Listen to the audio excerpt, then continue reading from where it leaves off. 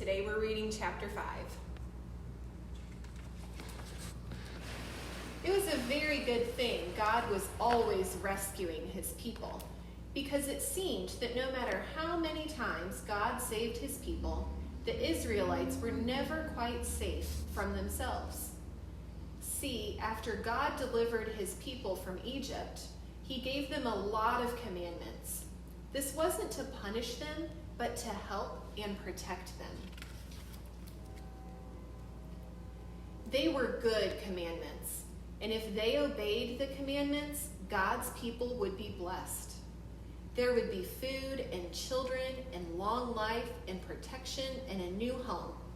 It would be just like they were in paradise again. That's where God wanted to lead them all along, back to the garden. But if they didn't obey, there would be curses, just like the ones that fell on Adam and Eve and the serpent.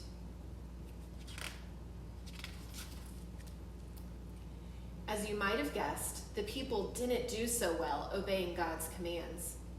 And after Moses and his helper Joshua died, they disobeyed even more. They ignored the most important commands, and when they did work hard at some rules, like getting their sacrifices right, they didn't really obey those rules from the heart. They just checked them off their list and forgot about the more important commands.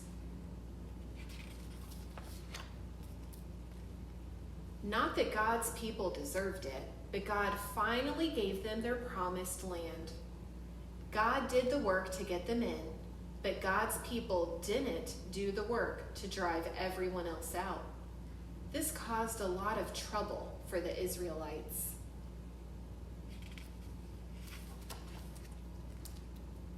They constantly had enemies to fight.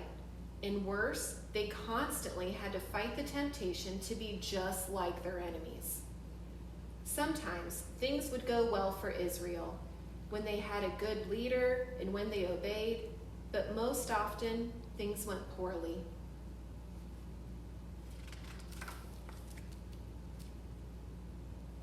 God gave the Israelites rules, but they didn't follow them.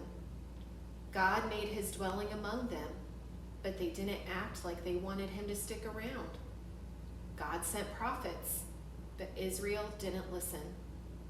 God provided priests, but the priests didn't know how to be holy.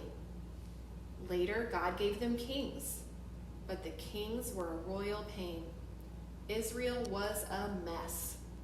Of course, God still had his promises to keep, but most days it was hard to imagine how anyone could save this stubborn people. It would have been even harder to imagine how the promised man could come from among this people. And now we go to Bible Betty. Thanks, Peaceful Patty. God's plan of redemption is expanding beyond one man and one family, and it is now for an entire nation. Moses led his people and gave them God's 10 commandments. However, God's people were still having a hard time obeying him, and even though they were having a hard time, he still led them into the promised land. At this point in the biggest story, God has sent his commandments and he was dwelling among them. He had sent prophets, priests, and next he was going to send a king. But will one of these kings be the king that can save them from their sins, crush the snake, and bring us back to the garden? We'll see you next time to find out.